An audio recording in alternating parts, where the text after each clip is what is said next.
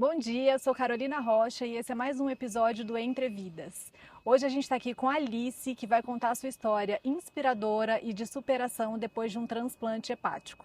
Mas até chegar nesse transplante e nessa meia maratonista, puxa a cadeira que lá vem história, que a gente vai começar da vida dela desde quando ela era professora. Lucas, apresenta ela um pouquinho para a gente também, como você conheceu a Alice. Olá, meu nome é Lucas Santos e nós vamos fazer mais um conteúdo do Entre Vidas. Eu conheci a Alice promovendo uma corrida agora no mês de setembro. Eu ia fazer uma corrida em referência ao Setembro Amarelo e uma pessoa se inscreveu nessa corrida, a Alice. E conversando com a Alice sobre a inscrição da corrida, ela falou para mim que era transplantada e que ela tinha feito um transplante hepático. E ela tinha pedido 1 minuto de fala para poder falar na corrida um pouco sobre o transplante. E assim nós começamos a conhecer um pouco da história da Alice, né? Uma pessoa que fez um transplante hepático há aproximadamente 11 anos, Alice. Isso, 11 anos. E você consegue conversar para a gente um pouquinho como que era a vida da Alice antes desse transplante e quem era a Alice antes do transplante? Bom, eu sou Alice, eu tenho 52 anos e antes do transplante eu só tratava a minha doença, ainda estava trabalhando, né? Eu fui diagnosticada com a hepatite autoimune em 2007, já com indicação de transplante, porque eu estava muito debilitada, muito doente. E antes do transplante era a vida de hospital, de consultas, de exames. Ainda trabalhava, né? Eu sou da Secretaria de Educação, e eu revezava meu tempo só em consultas e o meu trabalho, e a minha família, né? Os meus filhos. Então, antes do transplante, eu não praticava atividade física, era só trabalho, cuidar da saúde, procurar os tratamentos adequados, né?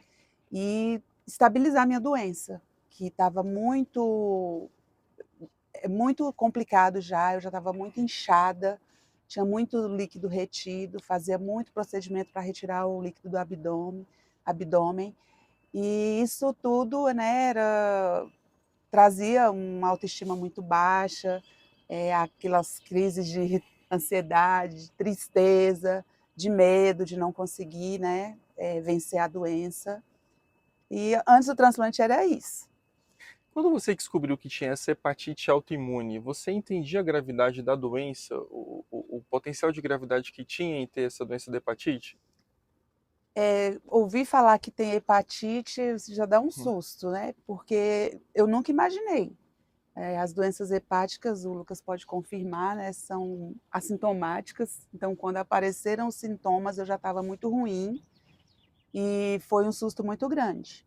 O medo de. A gente encontra muitos profissionais que jogam mesmo, né, a Uhum. notícia e às vezes não tem aquele acolhimento.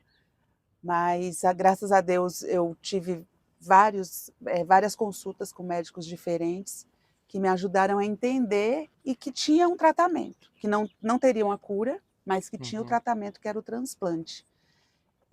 Fui muito bem informada pela doutora Zuleika, né, uma hepatologista. Ela me falou, fez todo o cálculo da minha doença, o MELD, né, que é o que mostra a gravidade. Então ela me explicou tudo direitinho, que eu tomaria remédio para o resto da vida. Mas tinha um porém, em Brasília não fazia esse transplante. Então ela falou, olha, você vai ter que ir para São Paulo.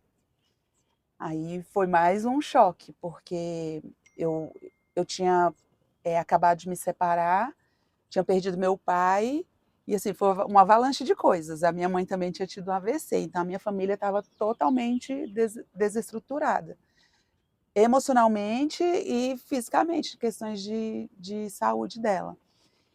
E aí eu cheguei aí para São Paulo, fiz as primeiras consultas. Aí quando eles me falaram que eu precisaria mudar para lá, aí eu não quis, né?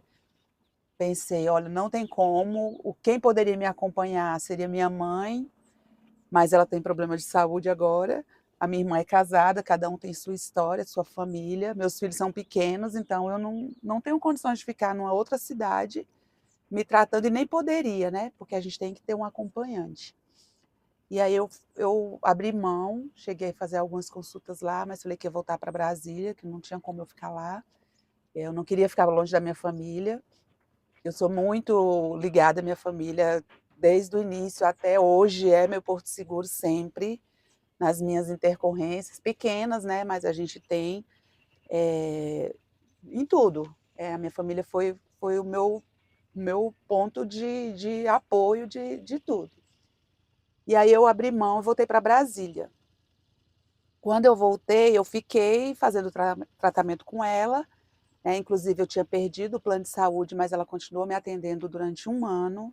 Ela falou: "Não, você não precisa pagar, você vai fazer tudo quando você se organizar e você vai para o hospital de base", na época, né. "Vou te deixar estabilizada e com tudo certinho para você ir fazer o tratamento lá".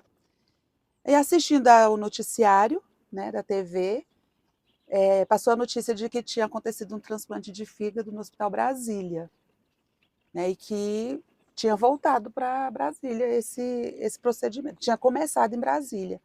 Aí para mim foi tipo Silvio Santos, abriu a porta da esperança. Uhum. Aí eles fizeram a entrevista com um rapaz que estava no Hospital Brasília internado, só que quem fosse pelo SUS teria que fazer pelo ICTDF, que era ICDF, era INCOR de Brasília, né. Hoje é ICTDF, que é Instituto de Cardiologia e De transplante. Transplantes do Distrito Federal. E eu fui com a cara e a coragem, cheguei, procurei, queria falar com a pessoa responsável pelo transplante. Aí me informaram que era a Carol, até hoje a Carol é a chefe, ela era enfermeira do transplante de fígado, hoje ela é a chefe dos transplantes. Até hoje ela está no hospital. Aí conversei com ela no corredor mesmo, aí eu falei, mostrei meus exames, mostrei tudo, e ela falou assim: "Olha, você vai ter que entrar pela regulação, posto de saúde, depois vão te mandar para o base, aí vão te mandar para cá. É esse o processo". Aí eu falei: "Ah, então tá bom". Eu nunca fui de ficar: "Ah, então não vai dar certo. Ah, dá um jeitinho". Não, eu falei: "Ah, se o trâmite é esse, eu vou procurar". Aí virei e fui. Ela: "Não, espera aí um pouquinho, deixa eu ver seus exames. Deixa comigo, eu vou tirar uma cópia do seu relatório e deixa comigo seus exames. Eu vou ver o que eu consigo fazer para você".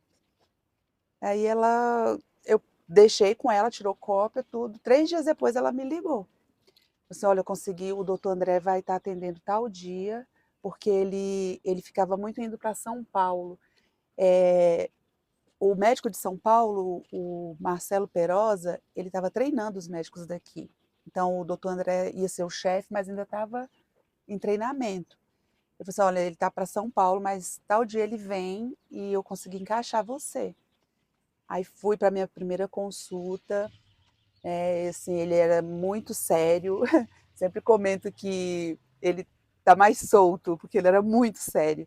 E aí eu fiquei muito receosa, disse: "Olha, é transplante, você está muito ruim", assim, tudo muito na minha cara. E aí eu falei assim: "Não, então tá bom, qual é o tratamento? Eu vou poder fazer aqui?". Ele: "Não, você já está, na regulação daqui, já está tudo incluso, você já vai fazer tudo aqui". Aí eu fiz muito, até hoje, nunca deixamos de ter tratamento lá. Falam que quando faz transplante, você faz um casamento com o hospital que você transplantou, porque a gente tem uma consulta de 6 meses, todos os exames eu faço lá, só os que não têm a ver com o transplante, que a médica pede, mas aí eu levo para ela. E aí foi assim, eu comecei, fui admitida no CTDF, e a partir daquele momento eu fiz consultas com ele, com a enfermagem, com a equipe multi, toda a assistência psicológica, todos os exames pré-operatórios, todas as outras especialidades que temos que passar, cardiologista, odontologia, todos. Até dermatologista a gente precisa, né? Por causa do câncer de pele, que os imunossuprimidos têm muita probabilidade de ter. E aí fiquei, fui estabilizada, mais ainda, eu estava estável, mas ainda estava muito, muito inchada. E fui estabilizada, sempre tomando muito corticoide. O corticoide é o terror de todo mundo, né? Ninguém quer tomar, mas era necessário. Nunca me recusei a exames, eu nunca fui rebelde. Tanto é que quando eu fiz o transplante e foram me levar para o quarto, a enfermeira falou assim, ó, peguem aí a paciente mais comportada que vocês vão ver na vida, porque eu sabia, eles falavam tudo, olha, é doloroso, tem dias muito difíceis, vai ter dia que você vai sentir muita dor, tem as medicações, mas às vezes não são suficientes, eles falam tudo. E aí eu já fui com o meu psicológico meio que preparado, eu não adianta, se eu tenho que passar por esse processo, né? As dores são grandes. Se eu tenho que passar, não adianta eu ficar chorando ou pedindo remédio, porque não vai adiantar. E aí eu continuei trabalhando, eles queriam já aposentar, né, pela doença crônica. Só que eu falei, pela minha situação emocional do momento, se eu aposentar hoje, eu vou surtar, então eu quero trabalhar. Se eu precisar, eu pego atestado, tudo, mas eu quero continuar trabalhando. E assim eu fiz. Quando foi em 2013, eu voltei das férias escolares, né? E eu já já fui para o primeiro encontro que a gente tem um encontro na volta, eu já fui com o meu atestado. Falei assim, olha, eu vou entrar de licença, porque eu tenho certeza que o meu transplante vai sair esse ano. Alguma coisa está me dizendo, no início, fevereiro de 2013. Eu falei assim, não, doutora, me dá licença, porque eu quero estar em casa, eu quero estar estável. Em escola a gente gripa muito, né? E já tinha imunidade baixa. Qual foi o tempo, Alice, que você ficou entre diagnóstico e o tempo para o transplante? Eu fui diagnosticada em 2007 e transplantei em 2013. 2013. Então, fiquei 6 anos, né? Mas você já entrou na fila imediatamente? Não. Você ficou quanto tempo na fila do transplante? Eu fui admitida, né? E aí eles foram estabilizando a doença. Só que para entrar, para ser listada, que a gente até não fala fila, a gente fala uma lista, para não dar a ideia de um atrás do outro, sempre vai ser o próximo é quem está atrás. Não é assim, né? Tem as prioridades, tem as gravidades, tem outras ferramentas que são usadas para essa lista. Sim. E aí eu fui estabilizada, só que eu só fui listada em 2013 mesmo. Eu fui para uma consulta em junho, e aí o doutor André falou assim, Alice, nós vamos fazer a reunião do seu caso, que eles fazem uma reunião de cada caso. Nós vamos fazer uma reunião do seu caso na próxima semana. E você vai ser listada, provavelmente. Porque ele é o chefe, ele já sabia, né? Você provavelmente vai ser listada, a psicóloga vai te chamar para conversar com você e vai dar certo. Vai ser logo, porque só tem você com o seu tipo de sangue em Brasília, porque existe uma lista nacional e uma regional. E na regional eu era a única com o meu tipo sanguíneo, né, AB negativo. Ele falou assim, tem certeza que não vai demorar, vai ser logo. Aí eu, doutor, tomara, né? Mas assim, fiquei pensando nos 2 meses, 3 meses, 4, sei lá. Isso foi em junho, aí quando foi no dia 21 de agosto do mesmo ano, 2013, eu recebi a ligação. 9 horas da noite eu estava em casa com os meus filhos, né? Eu tenho um cachorrinho que eu conto a idade dele pela do meu transplante. Quando eu peguei, ele tinha 1 ano antes eu peguei o cachorrinho, que é o Boni. E estávamos nós, meus filhos, a gente em casa. Você tem quantos filhos, Alice? Eu tenho um casal, casal? uma moça de 29 e um de 24. E aí a gente estava à noite em casa assim, e tocou o telefone, aí eu vi CDF, né? Que não era ICT. Aí eu olhei assim pro telefone, filha, do hospital. Ela atende, mãe. Aí eu, com aquele medo, né? Porque uma hora daquela só podia ser o transplante, não tinha outro motivo para eles me ligarem 9 horas da noite. E aí, quando eu atendi, era o enfermeiro, falando que tinha chegado o órgão, né? E que se eu estava gripada, se eu estava bem, e que no dia seguinte eu tinha que estar no hospital 7 horas da manhã. E aí eu não dormi. Eu visualizo muito bem essa cena, a cena, né, dessa notícia, porque eu falei para os meus filhos, e aí eles me abraçaram. E eu falei do meu cachorrinho, porque quando a gente estava abraçado, ele veio, né, com as patinhas. Então foi um abraço da minha família mesmo, porque para mim meus cachorros são minha família também. E aí eu fui ligar para os meus familiares, né, para as pessoas importantes para mim. Aí todo mundo, vem para cá, eu sabia que eu não ia conseguir dormir. Aí não, eu vou ficar aqui, que eu tenho que ajeitar algumas coisas, né, organizar algumas coisas. E o meu irmão já combinou de me levar no outro dia, cedinho. Inclusive, esse meu irmão eu perdi nesse ano, em fevereiro. E ele já queria logo que vamos logo para o hospital, porque eu não sei se vocês lembram, quando construiu o BRT, que eu moro no Gama, era um trânsito muito louco. Aí ele, vamos logo hoje, porque amanhã pode acontecer alguma coisa, a gente não chegar. Eu não, a gente vai ficar lá no estacionamento do hospital, não faz sentido nenhum. A gente vai muito cedo. Aí a gente foi muito cedo, e realmente, mesmo indo cedo, a gente chegou bem 5 minutos para as 7 mesmo. E é uma coisa muito interessante, que a gente chega no hospital, todo mundo já sabe quem você é. Maria Alice, por aqui, já vamos ali para a sala que é chamada de UDT, né? Qual era o seu sentimento quando você estava indo para a cirurgia? Muitas pessoas têm medo de transplante, né? Quando fala em É, transplante dá muito medo.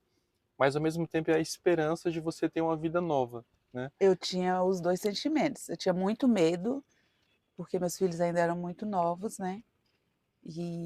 Mas eu tinha muita esperança de que ia dar tudo certo, porque eu estava bem. Eu não tinha.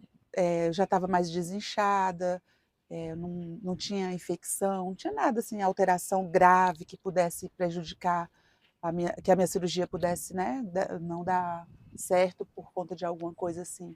Eu estava muito estabilizada, só que eu estava com muito medo, porque ele falava assim: você vai ficar com uma cicatriz muito grande na barriga. Aí eu nunca tive essas vaidades assim. Eu falei assim, não, tudo bem, isso eu vou ficar bem.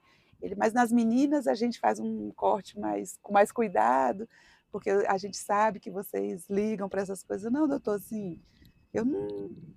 Para mim, eu acho que essa cicatriz vai ser o sinal da minha vitória mesmo, né? Assim, acho que eu não vou ter vergonha dela. Só que eu tive. Primeira vez que eu fui à praia, para mim, todas as pessoas estavam olhando para mim. Na realidade, ninguém estava olhando para mim. Era uma coisa da minha cabeça, mas hoje em dia é tranquilo.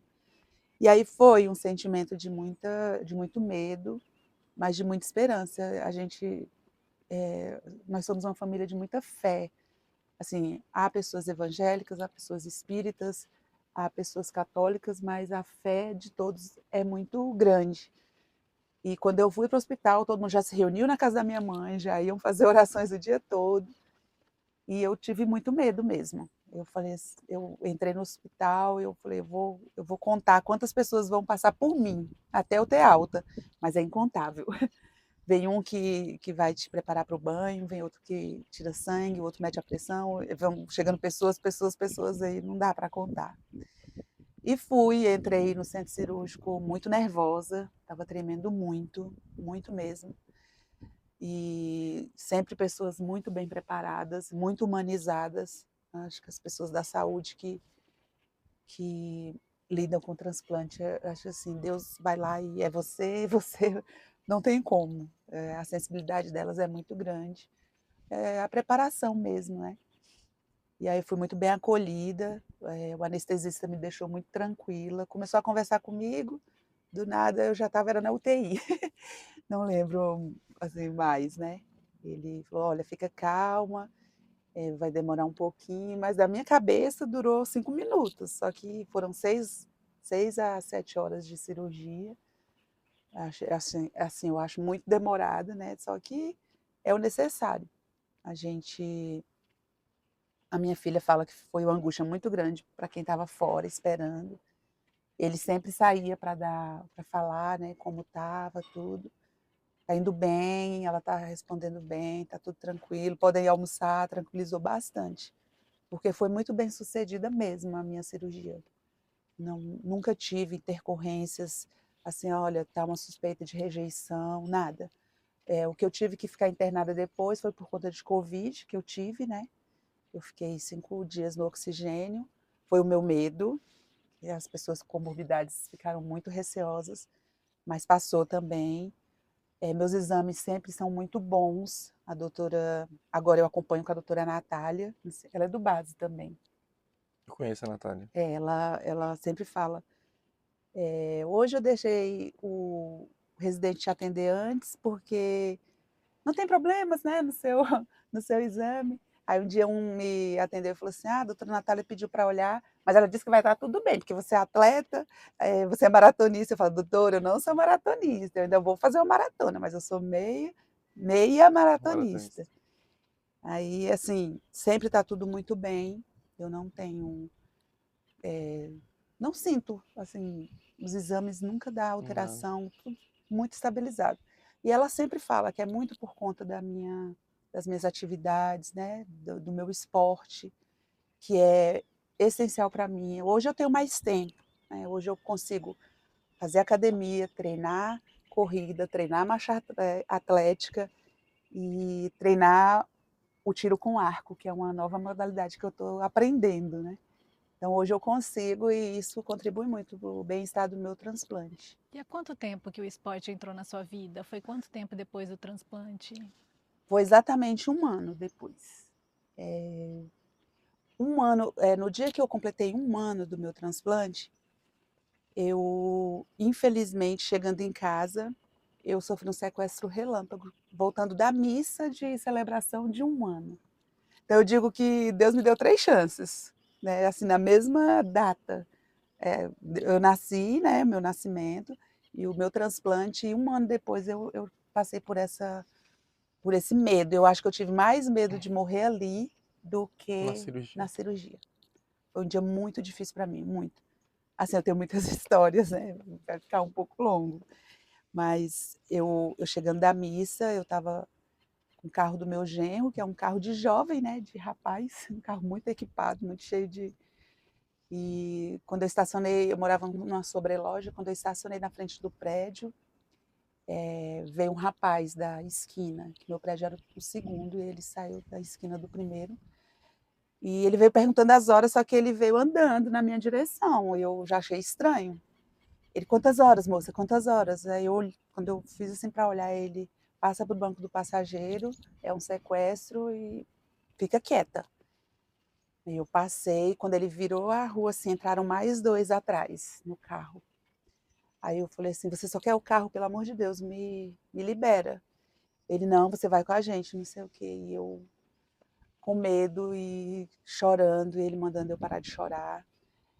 E assim, eu nunca vi tantas viaturas passar pelo carro que eu estava como eu vi nesse dia. Só que hoje, quando eu vejo uma mulher, um rapaz, um homem dirigindo e outros homens atrás, sempre eu tenho a impressão que a pessoa está passando pela mesma coisa que eu. Eu fiquei um pouco traumatizada, fiquei muitos meses sem dirigir à noite. Isso era umas 9 horas da noite. Fiquei com muito medo, mas graças a Deus eles me largaram na Santa Maria, que é a cidade bem do lado do Gama, e foram embora com o carro tinha rastreador, e o policial falou mesmo, olha, no que você acreditar, você agradeça, porque aqui na Santa Maria, lugar tão perigoso, eles não fizeram nada com você, levaram o celular e o carro. Perguntaram se eu tinha dinheiro, não tinha, naquela época não tinha esses apps de banco, né? E nunca achei o celular, assim, nem rastreando.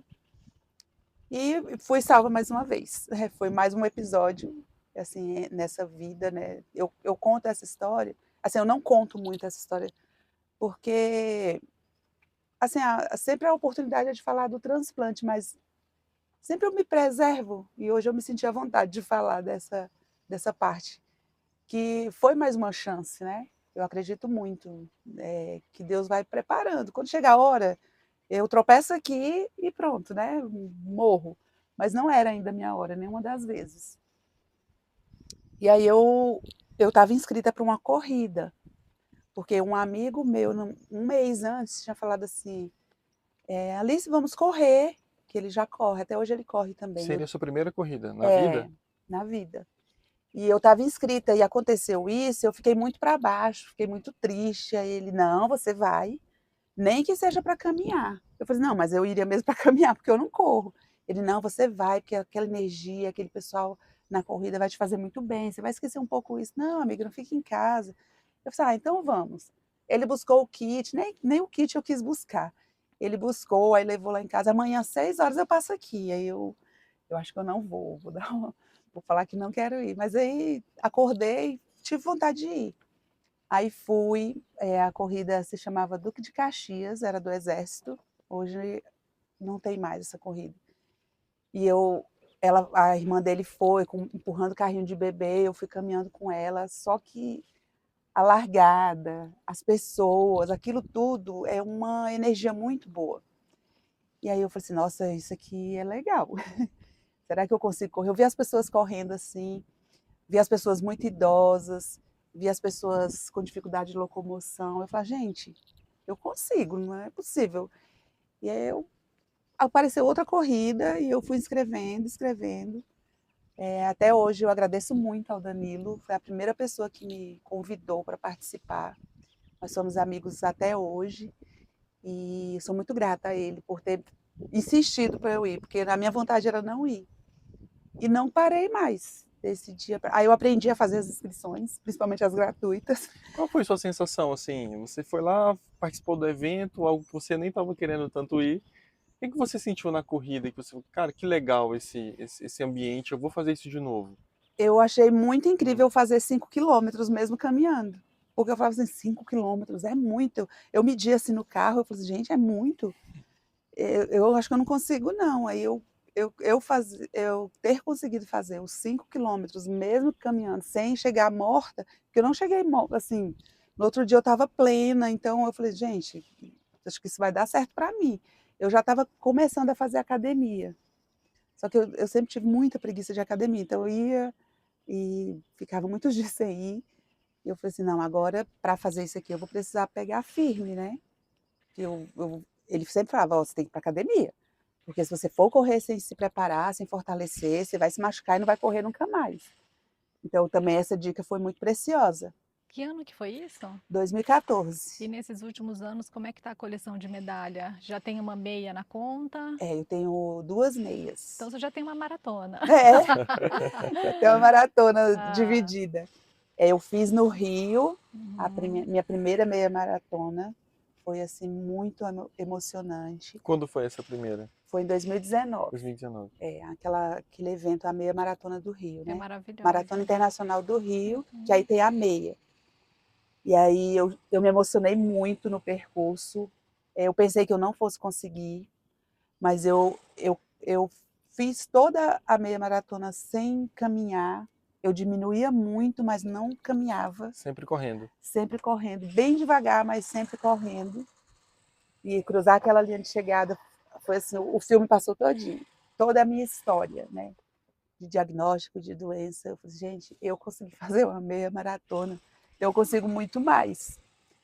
E assim, até chegar esse dia, eu ia fazendo as corridas de 5, aí eu comecei a fazer as de 10. Só que para mim a meia maratona era muito, né? Mas antes dela, eu fui na Pampulha fazer a de 18. As duas foram no mesmo. Aliás, foi depois, porque a Pampulha é em dezembro, isso. Aí eu tinha feito a de 18, e eu sofri mais na Pampulha do que na meia. Eu acho que na meia eu estava tão emocionalmente preparada que eu achei, assim, eu achei tranquila. Não foi aquela. Depois eu fui para o aeroporto levando minha mala, as meninas todas andando todo travada, e eu estava Tá andando, plena lá. tava bem. No outro dia eu senti um pouco de dor, mas eu falei, não, vou tomar remédio, eu vou só colocar gelo, tudo, e assim sempre eu faço, não tomo medicação para dores.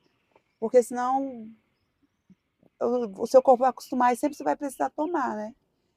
E aí eu fiz essa meia maratona, e eu fiz a Pampulha, e quis fazer a São Silvestre, aí eu fiz no ano seguinte, 2 anos depois, em 2021. Aí fiz a São Silvestre, quando acabou a pandemia, na primeira que teve eu fiz novamente, porque a pandemia deixou a gente muito, né, muito ruim, todas as corridas foram canceladas, a gente não podia sair, foi muito traumático. E aí eu quis fazer a primeira São Silvestre depois da pandemia. E quais são as próximas? No ano passado eu fiz a minha segunda meia maratona, que aí eu fiz aqui em Brasília. Sofri muito, porque correr em Brasília não é fácil. Muito seco, né? Foi em novembro, um percurso muito difícil, aí eu fiz a segunda. vou fazer essa mesma prova agora em novembro também. Aí eu vou ter as 3 meia maratonas. E se Deus quiser, mas não no ano que vem, em 2026, aí eu vou tentar uma maratona. E Alice, deixa eu te fazer uma pergunta. No momento mais delicado da sua vida, qual foi sua fonte de força? Você tinha acabado de separar, você tinha 2 filhos pequenos, a sua mãe tinha acabado de ficar doente e você não tinha seu pai. Parece que aconteceu tudo ao mesmo tempo. Da onde você tirou tanta força para lidar com tudo isso?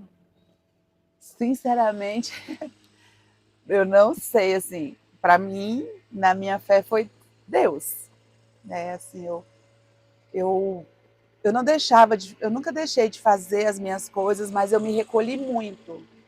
Eu fiquei muito, assim, até quando alguém pede fotos do antes e depois, eu tenho poucas, porque eu me sentia muito feia, assim, eu estava muito inchada. E assim, sempre eu achava que eu estava horrível nas fotos. E às vezes era uma coisa da minha cabeça, né? Mas eu me recolhi. Então eu fiquei muito com a minha família, a minha força veio muito deles também. Sempre que eu encontrava alguém, amigos, tudo, eu falava, e aí? Tem alguma previsão? Gente, não tem previsão, é a qualquer momento. E depois eu tive relatos de amigos que iam me visitar e chegavam em casa muito arrasados, né? Pelo jeito que eu estava. Como me conheciam e como eu estava, né? No auge da minha doença. Eu não ficava de cama, tudo. Eu saía com os meus filhos, tudo, mas a minha vida social, assim, não parou com outras pessoas, né? Eu ia com a minha família. Então, eu acho que a minha força maior foi de Deus e da minha família. E, assim, os meus filhos também, porque eu ficava pensando, meu Deus, vão acabar, né, sendo criado por madrasta. Eu tinha muito esse medo. E foi na mesma época daquela história da Isabela Nardoni. Eu tinha um filho de 7 anos, meu filho tinha 7 anos. Então, para mim, era um desespero eu não estar mais aqui e meus filhos, né, sofrerem com a minha ausência. Então, eu olhava para eles e eu arrumava forças. Tinha dia que eu não estava muito bem, aí eu ficava em casa. Eu sempre até hoje, sempre respeitei muito. Porque a gente não está 100% todos os dias. Ninguém, né? E eu sempre fui de respeitar mesmo. Assim, o dia que eu não estou muito bem, tem aquela corrida, eu não vou. Vou fazer outra coisa. E eu sempre respeitei muito assim a minha vontade de fazer as coisas, né? E às vezes também eu estava com a vontade zero, eu falava assim, não, vou tomar um banho, tudo, e vou. Chega lá, você renova, porque você encontra pessoas, aí você vê alguém igual você estava falando, né? Você está aqui, você me inspira. Então, tudo isso renova, né, as energias da gente para tudo. E o que você deixaria de recado para pessoas que estão vivendo uma situação semelhante a tudo que você viveu? O que você deixaria de recado para elas? Que elas não desanimem, não percam nunca a fé no que elas acreditarem, né? Que elas não percam, que Deus está preparando o momento certo. Não é a hora que eu quero, não é a hora que meu filho quer, não é a hora que a minha mãe quer, é a hora que Deus permitir. E que o sim, né, o sim que a gente tanto espera, porque a doação de órgãos depende de muitos sims, que esse momento vai chegar. Que todas as dificuldades depois vão se transformar em gratidão, em força, em refletir tudo que você viveu, energia boa. Tem hora que eu penso assim, você não tem motivo para estar desse jeito, porque tudo que você passou, você tem que buscar força. Eu acho que fica uma voz falando para a gente, você é mais do que esse problema. Problema, a gente às vezes sai de casa cedo, a gente deixa um problema em casa, né? Mas que a gente não leve isso, né? Que a doença é uma coisa muito triste, da gente saber que tem uma doença que pode te matar, que se alguém não disser um sim à doação de órgãos, você pode morrer, que você pode não conseguir aguentar até lá, mas que não perca a fé, não perca a esperança, acredite, né? É isso, que não perca jamais a esperança e nem a fé. E a família do doador? Como é que é esse sim da família do doador? é uma família que eu lembro todos os dias, assim como eu lembro da minha. Do jeito que eu agradeço pela vida da minha família, eu agradeço que essas pessoas estejam com saúde, que elas estejam bem, porque elas estavam, né, num momento de muita dor, estavam chorando porque alguém que eles amavam estava partindo, tinha partido. A minha também estava chorando, mas estava chorando de alegria. Só que enquanto a gente está esperando o sim, a gente não pensa assim, ah, alguém tem que morrer, tomara que alguém morra. A gente não pensa, não tem esse pensamento. Quando a gente recebe a ligação, você fica tão assim em choque que você não lembra, nossa, alguém está chorando. Naquele momento eu não lembrei da família doadora. Naquele momento, depois que eu estava no hospital, que eu assimilei, que eu falei, gente, eu estou aqui, vou fazer a cirurgia e eles estão enterrando. Provavelmente estão enterrando o meu doador. Aí quando eu comemoro um ano, comemorei um ano, comemorei agora 11 anos, eu lembrei, eles estão lembrando que nesse dia eles perderam a pessoa deles, né? Então eu coloco sempre nas minhas orações que eles consigam sempre nesse momento de dor, né? Que quando a gente lembra que a gente perdeu alguém, sempre a gente sofre. Que no mesmo momento alguém está comemorando e que um pedacinho daquela pessoa está em outras vidas. Eu não sei se foi doado o coração, mas o fígado da pessoa está aqui comigo. Está saudável, está sendo bem tratado. Porque eu acho que a gente que recebe, a gente tem tem que ter um compromisso de cuidar bem dessa doação, né? Porque foi um ato de amor. Aquela família teve um ato de amor com pessoas que ele nunca viu na vida. Né? Nossa, sim, nós vamos doar o órgão da minha mãe, do meu pai, da minha irmã, da minha avó. Nós vamos doar o órgão dela, sim. E a pessoa que recebeu tem que ter esse compromisso de cuidar bem. Porque, infelizmente, tem transplantado que acha, ó, eu estou bem aqui, mas eu já tomei a minha medicação. Tem gente que fala, não, eu já estou bem, então não preciso mais. Vai ter rejeição. Né? Ah, eu estou bem, eu bebia antes do... Estou falando da pessoa, assim, um exemplo, eu nunca bebi, acho que Deus preparou. Porque se eu bebesse, acho que não teria aguentado. Aí a pessoa, às vezes, transplanta e pensa, ah, vou beber minha cervejinha, já estou transplantado, o fígado que está comigo está bom, mas não é assim, né? Particularmente, eu acho uma falta de respeito. Uma pessoa que fez um transplante porque era alcoólatra, né? Por causa de uma bebida, aí ela fica boa, ela vai voltar para o álcool. Aí é meio, né, incoerente. Então, eu acho que a gente tem que ter esse respeito com aquela doação. Valorizar essa segunda chance, né? Essa Valorizar. oportunidade. Eu acredito que essas famílias dos doadores, vendo um caso como o seu, por exemplo, perdeu aquele familiar é uma tristeza, é um sofrimento. Mas eu acredito que ver que um órgão daquela pessoa fez com que outra tivesse a oportunidade de estar viva, continuar vivo, deve dar algum grau de Ah, deve consolo, dar, sabe? com E certeza. saber assim, ó, eu perdi o meu familiar, mas outra pessoa está viva graças a esse É, transplante. com certeza deve dar sim. E Alice, para a gente finalizar, como que você gostaria de ser lembrada? O que que você quer deixar de legado? Nossa. Ah, eu quero. A gente, como transplantada, a gente prepara muitas coisas, né? Hoje mesmo eu estou com a camiseta da minha liga de atletas, porque existem atletas transplantados no Brasil todo, no mundo todo. Então, existe um mundial para transplantados também. Então, existe o IBTX, que é o Instituto Brasileiro de Transplantados, onde eu sou voluntária. Então, eu acho que eu já estou construindo o meu legado, né? Como atleta. Eu fui uma das primeiras atletas de Brasília a participar de um mundial. Você foi a primeira transplantada de fígado a completar Uma a meia meia maratona. maratona, Essa foi a de 2019? foi a de 2019. Eu já sou campeã no atletismo master em marcha atlética. Quero ser campeã mundial no ano que vem. Então, isso é um legado físico, né? Você traz uma medalha, tudo, mas que a minha história, né, de quem não conseguia fazer uma caminhada de 500 metros, não conseguia levantar um pezinho de 3 quilos, né? Não conseguia pedalar 40, 50, de vez em quando eu ainda arrisco no pedal. Né? Então, que as pessoas transplantadas e que as pessoas que não são transplantadas, porque pensem que se ela se declarar um doador de órgãos, ela pode permitir que uma pessoa construa um legado assim, dentro do esporte, dentro do instituto que dá apoio às pessoas transplantadas. Então, eu acho que eu já estou construindo. Alguém um dia vai lembrar, a Alice trabalhou no IBTX, né? Ela ajudou a construir o IBTX, ela era da Liga de Atletas Transplantados, ela representou o Brasil no Mundial. Então, e isso tudo não foi porque eu quis fazer sozinha, eu não pude fazer sozinha, só posso fazer isso porque eu recebi o sim à doação de órgãos.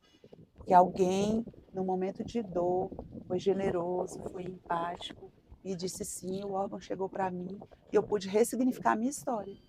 Na realidade, dentro do esporte, dentro de trabalho voluntário, eu comecei a construir a minha história depois do transplante, que eu não fazia trabalho voluntário. Eu sempre gostei muito de animais. Eu comecei a fazer um trabalho voluntário voltado a resgate de animais de rua, tratar. Só que emocionalmente começou a me abalar, então não consegui. Mas eu fazia minhas doações financeiras, mas nunca estive à frente de lidar, de encontrar um paciente que está muito deprimido. Eu não quero fazer o transplante. A enfermeira fala, gente, vocês podem conversar com o paciente tal, porque ele não quer fazer o transplante, porque ele não consegue tomar remédio. Tem uma fobia de remédio, né? Farmacobia, uma coisa assim, a pessoa que não tem trauma de tomar a medicação. E aí, um transplantado vai tomar medicação pro resto da vida.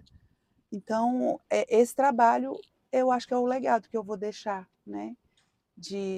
Assim, para minha família, todo mundo já se declarou, todo mundo já é doador de órgãos. Quem não pode ser, sempre está conversando, né? Então, sempre, a gente às vezes está dentro de um Uber, né? E você pergunta, começa o assunto, né? Vem o assunto e você pergunta se é doador de órgãos. Tem muitos tabus que a gente precisa esclarecer, muitas fake news, né, que foram criadas.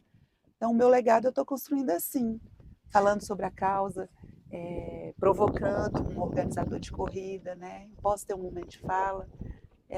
Sou muito grata quando o organizador, né, entende o valor da causa e permite, né? Você deixa bem claro que você aproveita as oportunidades no máximo possível para poder conversar sobre isso, né? Conscientizar as pessoas sobre a importância de doação de órgãos, falar um pouco sobre transplante. Isso é muito bom. Por exemplo, conversando com você e tendo a nossa interação mesmo através da corrida, isso vai trazendo mais informação sobre a questão da doação, sobre o transplante, a gente vai divulgando isso para mais pessoas também. Acaba que você é um foco, divulga para outras pessoas que vão divulgar para outras pessoas, né? Então sua história vai se dissipando. Eu só queria complementar uma coisa rapidinho. Eu não sei se você percebeu, mas a corrida já faz parte da vida dela. Ela disse que está arriscando no pedal. Eu tô Daqui a esperando ela pouco e é falar. triatleta. Eu tenho Eu tô medo. querendo ver a hora que ela vai dizer que vai começar a fazer Nossa, natação para eu fazer. já tentei fazer natação 3 vezes e não consigo. Não consigo. Nós éramos crianças e uma vez meu irmão me empurrou na piscina, eu fiquei com isso. Eu preciso tratar esse trauma, né? Mas até agora eu não consegui. Eu vou, tento, mas eu tenho muito medo de água. Muito.